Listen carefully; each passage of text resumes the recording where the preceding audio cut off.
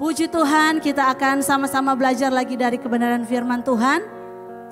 Dan pagi hari ini kita akan belajar dari tokoh Alkitab yang luar biasa, yang terkenal di dalam perjanjian lama. Siapa yang tahu? Yang terkenal dalam perjanjian lama. Tokoh yang terkenal ini adalah Daud, Raja Daud. Ya, pagi hari ini kita akan belajar dari seorang Daud, bagaimana kecintaannya kepada Tuhan. Kita akan sama-sama belajar, namun sebelumnya kita perlu tahu dulu siapa Daud ya. Daud terkenal dengan kisah ketika dia mengalahkan Goliat. Itu yang kita kenal ya. Kisah yang terkenal tentang Daud. Daud mengalahkan Goliat ketika dia bertarung dengan Goliat. Dia mengalahkan Goliat dengan batu dan ketapel ya. Itu yang kisah, salah satu kisah yang terkenal dari Daud.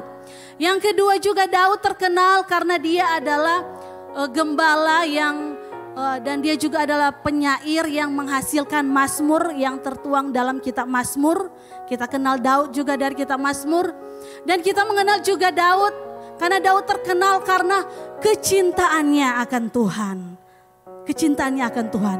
Dan pagi hari ini kita akan belajar bagaimana Daud membuktikan kecintaannya kepada Tuhan. Dan kita akan pelajari apa yang dia lakukan, apa bukti yang dia lakukan akan atas dasar dia mencintai Tuhan. Bukti apa yang dia lakukan sebagai bukti bahwa dia mengasihi Tuhan, dia mencintai Tuhan. Sebelumnya kita perlu tahu juga Daud pernah buat salah, betul? Ya, kita tahu kisah Daud. Daud juga pernah buat salah. Daud mengambil Batsheba sebagai istrinya dan menyebabkan kematian Uria. Itu adalah satu dosa yang dia lakukan, kesalahan yang Daud lakukan. Tetapi yang hebat, yang luar biasa dari Daud adalah Daud mengakui kesalahannya, betul? Daud mengakui kesalahannya dan Tuhan melihat itu luar biasa. Ia mau mengakui kesalahannya, kesadarannya untuk mengakui kesalahannya. Dan apa yang bisa kita pelajari dari seorang Raja Daud? Daud berbuat salah di tengah kehebatannya, dia hebat, dia luar biasa. Tetapi pun dia pernah lakukan kesalahan. Tetapi mengapa Tuhan bisa memakai dia, Tuhan bisa memilih dia? Karena dia datang kepada Tuhan dan mengakui kesalahannya. Dia mau berubah dan dia mau menjadi orang yang lebih baik lagi. Dan pelajaran buat kita semua, Tuhan tidak memandang latar belakang kita, dosa kita di masa lalu kita. Tuhan bisa memakai engkau asalkan engkau memberi hidupmu dipakai untuk Tuhan. Berubah dari jalan-jalan yang salah kepada jalan yang benar, mau dibentuk oleh Tuhan. Tuhan bisa memakaimu luar biasa, amin. Kita belajar dari Daud pagi hari ini akan kecintaannya kepada Tuhan. Dalam Kisah Para Rasul 13 ayat 22, firman Tuhan berkata demikian. Setelah Saul disingkirkan, Allah mengangkat Daud menjadi raja mereka. Tentang Daud, Allah telah menyatakan, aku telah mendapat Daud bin Isai, seorang yang berkenan di hatiku dan yang melakukan segala kehendakku. Mengapa Daud dikatakan adalah orang yang berkenan di hati Tuhan? Karena Daud, kalau berbicara berkenan, karena Daud itu tahu maunya Tuhan. Daud tahu hatinya Tuhan. Daud tahu apa yang harus ia lakukan sesuai dengan kehendak Tuhan. Makanya Tuhan bilang Daud ini berkenan di hati Tuhan. Dan Daud melakukan segala sesuatu yang Tuhan kehendaki. Makanya Daud berkenan di hati Tuhan. Salah satu hal yang dikenal orang tentang Daud adalah kecintaannya kepada Tuhan. Kita belajar dari Daud. Bagaimana cara Daud mencintai Tuhan? Apa yang Daud lakukan sebagai bukti kecintaannya kepada Tuhan? Kita akan belajar tentang mencintai Tuhan. Sama-sama bilang mencintai Tuhan. Siapa yang mencintai Tuhan boleh angkat tangan. Ya, puji Tuhan. Orang-orang yang mencintai Tuhan. Kita belajar dari Raja Daud ya. Apa yang Daud buktikan? Bukti bahwa dia mencintai Tuhan. Yang pertama kita belajar dari Daud tentang mencintai Tuhan. Yang Daud lakukan yang pertama, mencintai Tuhan sama dengan mencintai rumah Tuhan. Amin. Yang pertama, Bukti bahwa Daud mencintai Tuhan adalah dibuktikan dengan dia juga mencintai rumah Tuhan. Kita bisa baca dalam Mazmur pasal 26 ayat 8. Firman Tuhan berkata demikian. Tuhan, aku cinta pada rumah kediaman-Mu dan pada tempat kemuliaan-Mu bersemayam. Dalam Mazmur 27 ayat 4 juga firman Tuhan berkata, satu hal telah kuminta kepada Tuhan, itulah yang kuingini, diam di rumah Tuhan seumur hidupku, menyaksikan kemurahan Tuhan dan menikmati bait-Nya. Amin. Kecintaan Daud akan rumah Tuhan, cinta kepada Tuhan dibuktikan dengan kecintaannya akan rumah Tuhan. Mencintai Tuhan sama dengan mencintai rumah Tuhan. Mengapa Daud begitu mencintai rumah Tuhan? Kalau boleh ditanya juga kepada kita semua, mengapa kita begitu mencintai rumah Tuhan? Mengapa Daud begitu mencintai rumah Tuhan? Daud memahami pentingnya memuliakan dan menghormati Tuhan. Amin. Pentingnya menghormati dan memuliakan Tuhan. Bagi Daud, rumah Tuhan adalah tempat yang kudus di mana ia bisa mengalami kehadiran Tuhan dan mengungkapkan kasih dan penghormatannya kepada Tuhan. Makanya Daud menghormati rumah Tuhan. Dia mencintai rumah Tuhan. Cinta Daud terhadap rumah Tuhan mencerminkan keintiman hubungannya dengan Tuhan. Betul? Membuktikan bahwa dia dekat dengan Tuhan, dia intim dengan Tuhan, dan keinginannya untuk menyenangkan hati Tuhan. Jadi mencintai Tuhan itu yang pertama itu sama dengan mencintai rumah Tuhan. Belajar dari Daud, ada orang yang mengaku katanya cinta Tuhan, tetapi tidak mencintai rumah Tuhan. Dan pagi hari ini ternyata itu satu paket ya. Kita mencintai Tuhan harus disertai juga dengan mencintai rumah Tuhan. Amin. Amin. Mencintai rumah Tuhan. Amin. Amin. Mencintai rumah Tuhan. Jadi satu paket orang yang mencintai Tuhan harus tentunya disertai dengan mencintai rumah Tuhan. Mencintai rumah Tuhan berarti kita cinta kehadiran Tuhan. Ada persekutuan bersama dengan orang-orang percaya lainnya di rumah Tuhan. Dan menikmati kehadiran Tuhan di rumah Tuhan. Kalau orang cinta pasti selalu ingin bertemu, ya kan? Siapa yang saling mencintai suami istri angkat tangan. Iya ya, saling mencintai pasti ingin bertemu ya. Kecintaan kita kepada Tuhan harus, yang di belakang sudah tertawa ya. Kalau cinta pasti ingin selalu bertemu, betul? Betul, kalau kita cinta Tuhan, ingin bertemu dengan Tuhan, hadiri ibadahnya, rasakan lawatannya, amin. Nikmati hadirat Tuhan, kalau ada cinta di hati kita, cinta akan Tuhan, kita juga mau cinta rumah Tuhan.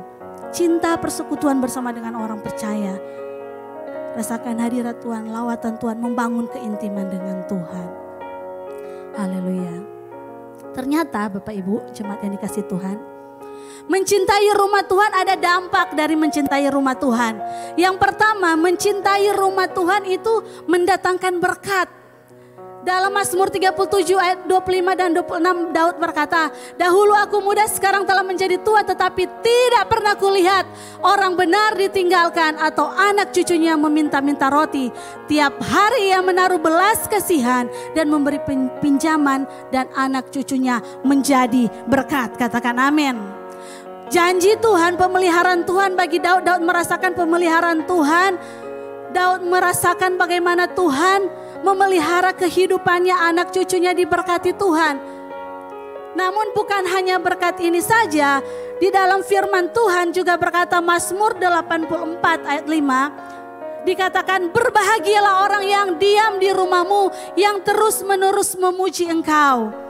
Selanjutnya juga Mazmur 65 ayat 5, berbahagialah orang yang engkau pilih dan yang engkau suruh mendekat untuk diam di pelataranmu. Kiranya kami menjadi kenyang dengan segala yang baik di rumahmu, di baitmu yang kudus. Dan yang ketiga Mazmur 122 ayat 1. Aku bersuka cita ketika dikatakan orang kepadaku, mari kita pergi ke rumah Tuhan. Amin. Bukan hanya berkat secara jasmani, berkat yang kita terima, berkat pemeliharaan Tuhan, tetapi ada berkat kebahagiaan, sukacita, kenyang dengan segala yang baik di rumah Tuhan. Kita boleh menikmati berkat Tuhan. Amin. berbahagia, bersukacita, menikmati segala yang baik di rumah Tuhan. Mencintai rumah Tuhan, ada berkatnya. Berkat yang Daud katakan di dalam Mazmur pasal 84 dan selanjutnya. Mana slide-nya? Iya, udah hilang. Ya, yang kedua, ternyata cinta akan rumah Tuhan, Daud bilang menghanguskan aku. Apa maksud dari menghanguskan?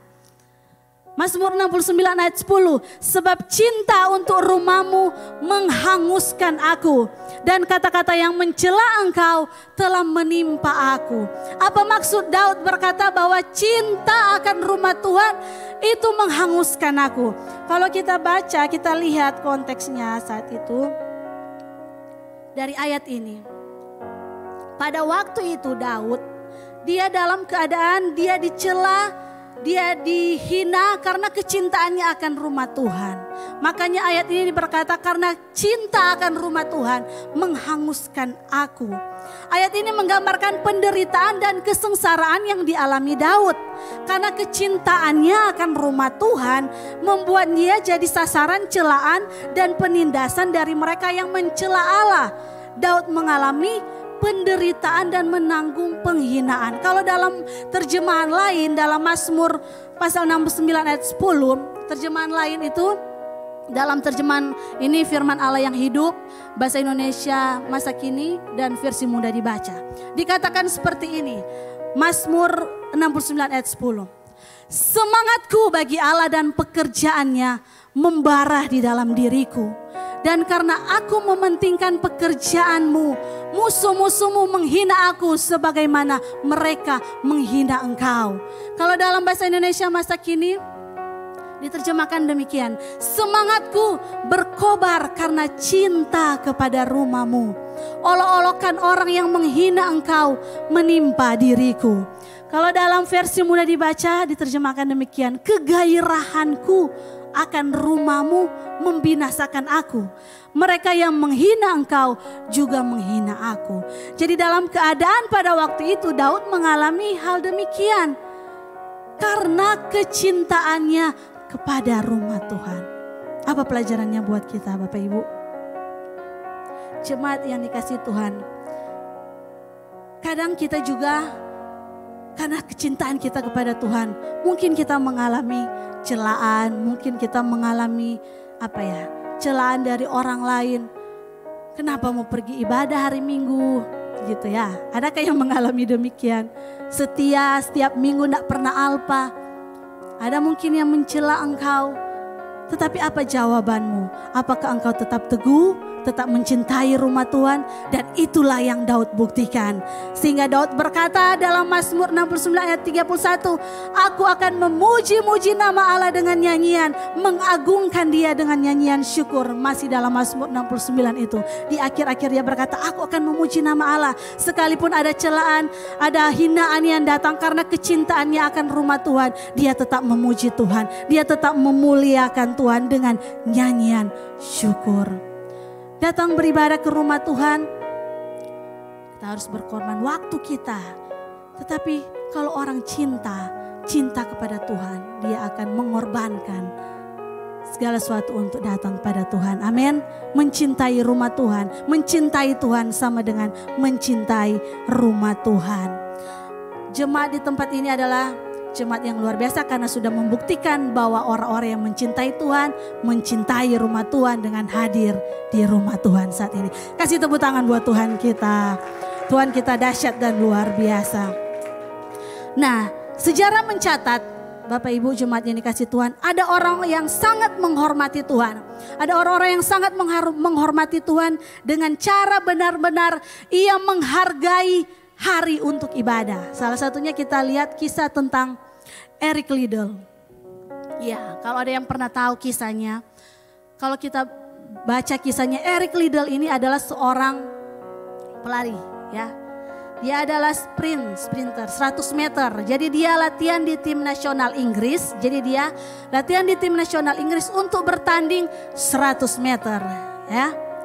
Dan tim Inggris sedang mempersiapkan diri untuk Olimpiade Paris tahun 1924. Olimpiade Paris 1924. Jadi di Olimpiade Paris 1924 ini Eric Liddell akan turun di nomor 100 meter ya. Dia akan lari 100 meter. Dan itu medali emas adalah harapan Inggris. Karena pada waktu itu Eric Liddell memang menjuarai. Dia memang jago, dia memang menjuarai berbagai kejuaraan di nomor 100 meter ini. Jadi dia berlatih dan dipersiapkan untuk Olimpiade Paris 1924 ini dengan nomor 100 meter.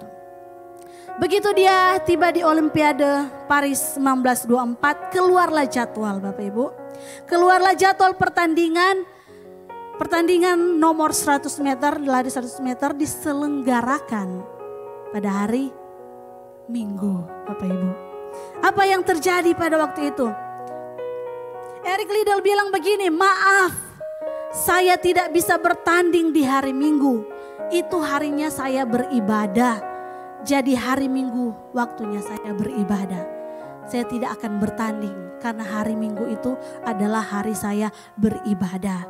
Wah, semua official, manager, tim semua gelisah dan bingung. Dan mereka berkata kepada Eric, tolong pikir baik-baik, tolong dipikir baik-baik, please dong. Please Eric, bertandinglah di hari Minggu dan larilah 100 meter dan bawa medali emas untuk Inggris. Eric Liddell bilang, tidak, hari Minggu adalah waktu saya beribadah. Aduh, saudara bisa bayangkan apa yang terjadi. Kekacauan terjadi di kubu Inggris saat itu pada Olimpiade Paris 1924. Dan Eric Liddell berkata, saya akan bertanding di hari lain selain hari Minggu. Jadi di nomor berapa dia akan turun? Di nomor selain Minggu itu, selain Minggu nomor lainnya adalah 400 meter.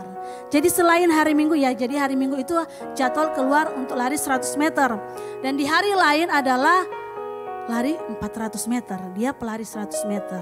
Hari lain selain hari Minggu adalah lari 400 meter. Eric Liddell berlatih untuk lari 100 meter dan bagaimana bisa dia turun di nomor 400 karena dia berlatih untuk 100 meter. Tetapi Eric Liddell ini berkata, saya tidak akan turun di hari Minggu, saya akan turun di hari lain meskipun itu nomor 400 meter. Jadi ketika akhir Eric Liddell akan turun di 400 meter, semua manajer, semua official, semua sudah pesimis. Ya, ini orang kan tidak dilatih untuk 400 meter, dia dilatih untuk 100 meter. Tetapi Eric Liddell melangkah dengan pasti di garis start. Dia melangkah dengan pasti di garis start. Ketika ia di garis start, ada seorang yang tukang pijat otot. Jadi setiap atlet biasa ada orang yang tugasnya pijat-pijat otot seorang atlet. Nah, orang itu melewati Eric Liddell di lintasan dan dia kasih selembar kertas. Dia kasih selembar kertas di tangan Eric Liddell dan dia buka kertas itu. Mau tahu isinya apa? Mau tahu? Ini isinya. Ya, boleh tolong kita baca sama-sama. 1, 2, 3. It says, he that honors me, I will honors. Wishing you the best of success always. 1 Samuel 2 ayat 30. Amin. Siapa menghormati Tuhan, aku hormati. Eric Liddell baca kertas itu dan dia siap di garis start. Dan hari itu Eric Liddell meraih medali emas 400 meter. Kasih tepuk tangan buat Tuhan kita. Nomor yang tidak pernah ia dipersiapkan tetapi ia merebut itu karena ia memprioritaskan Tuhan. Ia memprioritaskan hari ibadahnya sama Tuhan. Firman Tuhan bilang siapa hormati aku hormati dia. 1 Samuel tulis itu. Lewat kisah ini kiranya bisa membangkitkan gairah kita, membangkitkan semangat kita, kecintaan kita akan rumah Tuhan dan beribadah di rumah Tuhan. Katakan amin. Lewat kisah Eric Liddell ini biarlah memberikan kita semangat gairah untuk tetap terus mencintai Tuhan dengan cara mencintai rumah Tuhan. Hadiri ibadahnya, nikmati lawatan Tuhan.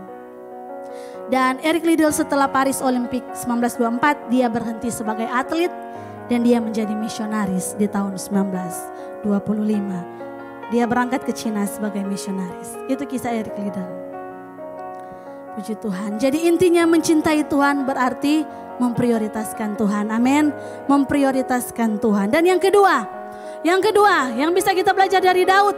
Mencintai Tuhan, pertama mencintai rumah Tuhan. Dan yang kedua kita belajar dari Daud. Mencintai Tuhan ialah dengan melayani Tuhan. Amin. Mari kita baca Mazmur pasal 84 ayat 10.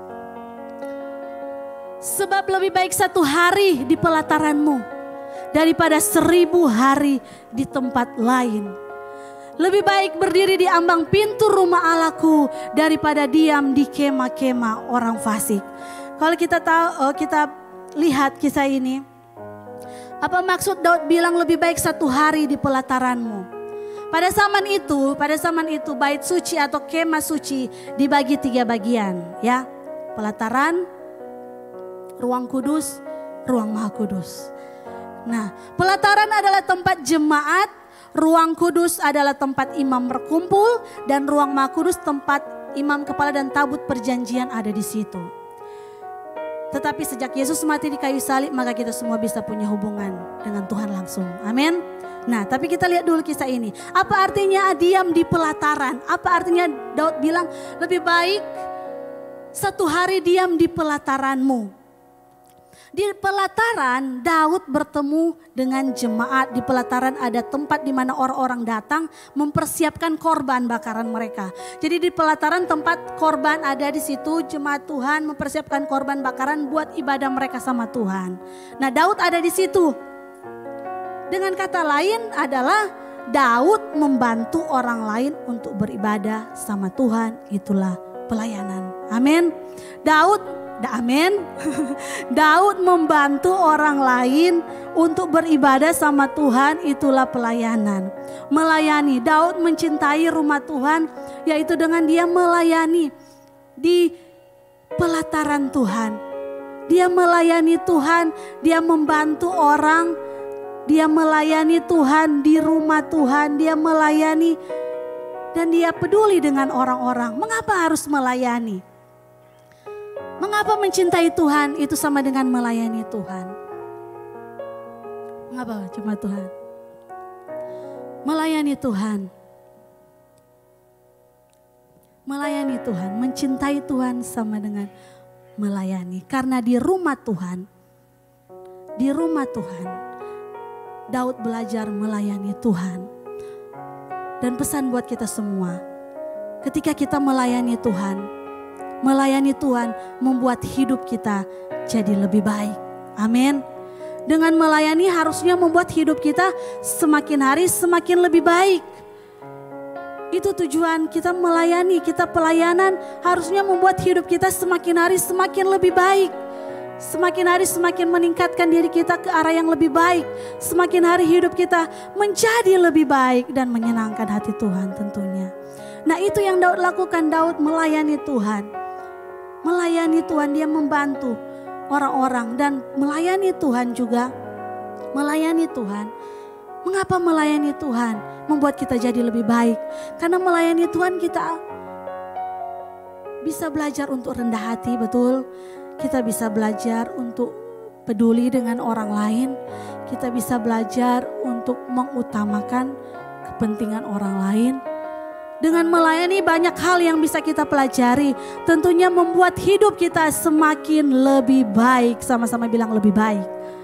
Dengan melayani membuat kita lebih baik. Nah, di MCM juga menyediakan berbagai tempat bagi kita untuk melayani. Ya, melayani Tuhan dengan kemampuan yang Tuhan berikan.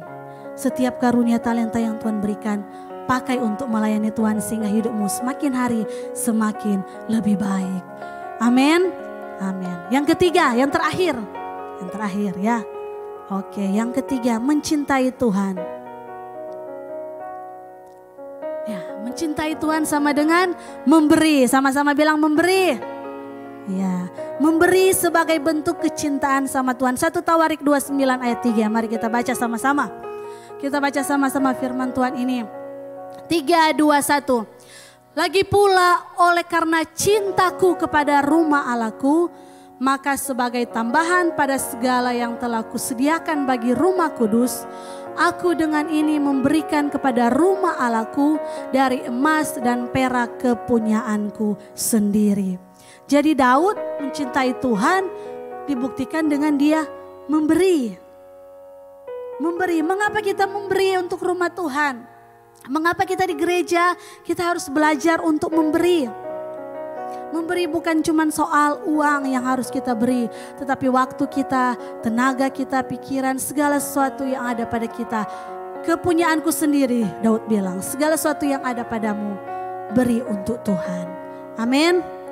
Memberi bukan karena memberi bukan karena ada, tapi memberi karena cinta sama Tuhan. Daud memberi karena dia cinta Tuhan, dia mencintai Tuhan, makanya dia memberi. Seharusnya kita juga memberi digerakkan karena kita cinta sama Tuhan. Amin. Apa yang bisa kita pelajari dari Daud tentang mencintai Tuhan? 3 hal kita pelajari. Mencintai Tuhan, belajar dari Raja Daud, yaitu mencintai rumah Tuhan, melayani dan memberi. Kasih tepuk tangan buat Tuhan kita.